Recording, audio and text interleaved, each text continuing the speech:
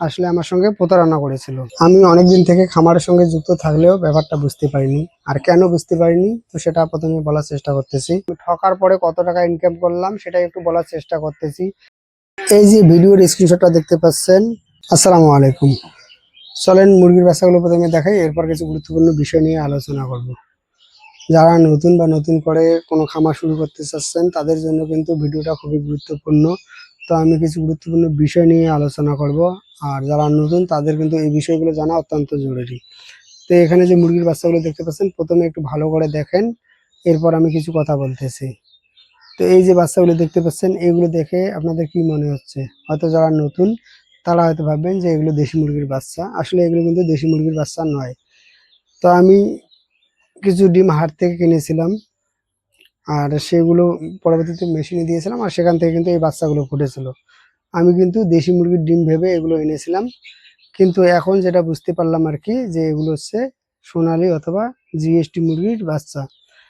আসলে যে আমাকে এই ডিমগুলো দিয়েছিল, দেশি মুরগির কথা বলে ডিমগুলো দিয়েছিল, আসলে আমার সঙ্গে প্রতারণা করেছিল। আমি অনেকদিন থেকে খামারের সঙ্গে যুক্ত থাকলেও ব্যাপারটা বুঝতে পারিনি। আর কেন বুঝতে পারিনি তো সেটা প্রথমে বলার চেষ্টা করতেছি।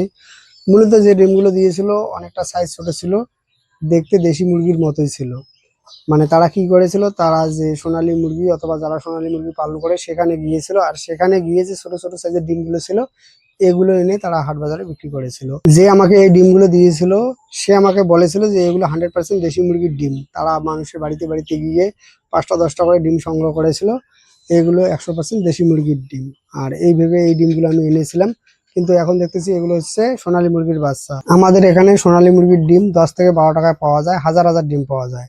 আর যদি বাচ্চার কথা বলি তাহলে 25 টাকার আশেপাশে এই বাচ্চাগুলো পাওয়া যায়।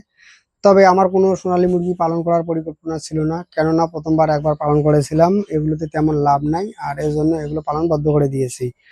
যেহেতু আমি ডিম এনে ঠকেছি তো এখন উপায় নাই, এখন এগুলোকে মানে পালন করতে হবে। যতদিন পর্যন্ত এগুলো না বড় হচ্ছে ততদিন পর্যন্ত এগুলোকে পালন করতে হবে। আমি চাইলে কিন্তু খুব সহজে কিছু সোনালী মুরগির বাচ্চা কিনে সেগুলোকে লালন পালন করতে পারতাম। এই যে হাট থেকে ডিম কিনে এনে সেগুলোকে মেশিনে বসালাম, 18 থেকে 20 দিন এগুলোকে উলটপালট করে দিলাম। এই যে লম্বা একটা সময়, এই যে একটা পরিশ্রম, এই যে একটা হয়রানি হলাম, যে স্বপ্ন নিয়ে বা যে আশায় আমি এটা শুরু করতে চাচ্ছিলাম সেটা কিন্তু হয়তো আমার আর হলো না। তবে এটা হয়তো অন্য সময় হবে। তবে যে এই কাজটা করেছে সে কখনো কিন্তু এই কাজটা ঠিক করেনি, বা যারা এই কাজগুলো করে তারা কখনো কিন্তু ঠিক করে না। এখান থেকে সে আর কয় টাকা ইনকাম করেছে?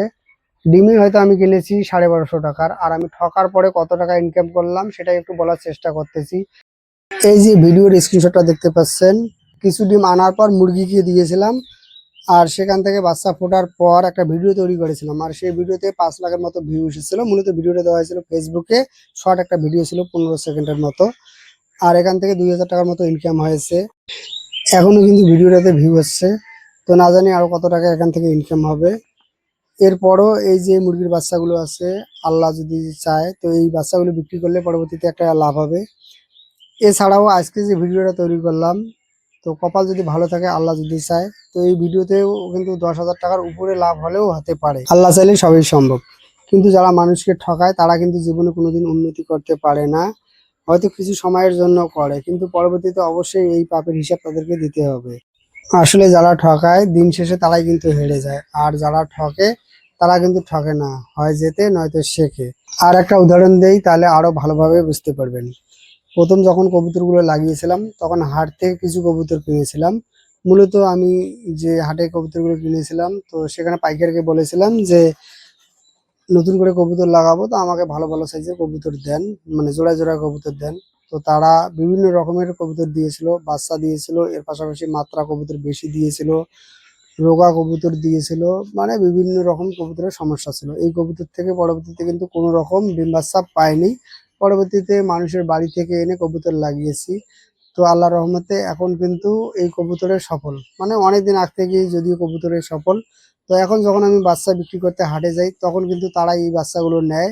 কিন্তু আমি যেটা করি সেটা হচ্ছে যে মানে মন চাইলে তাদেরকে দেই, আর না চাইলে দেই না, দাম বেশি করে নেওয়ার চেষ্টা করি। কেননা তারা আমার সঙ্গে যেটা করেছিল এটা কিন্তু আমি সারা জীবন মনে রাখবো, আর এই থেকে আমি কিন্তু শিক্ষা নিয়েছি।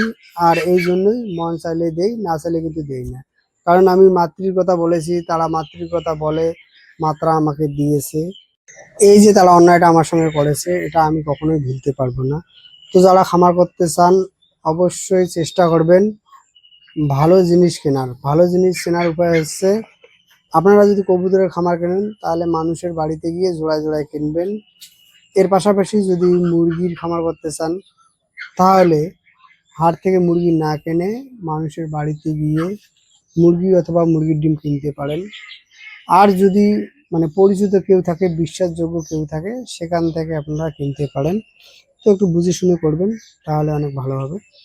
তো আজকে এই পর্যন্ত। যদি ভালো লাগে একটা লাইক দিবেন। ভালো থাকুন, সুস্থ থাকুন। আসসালামু আলাইকুম।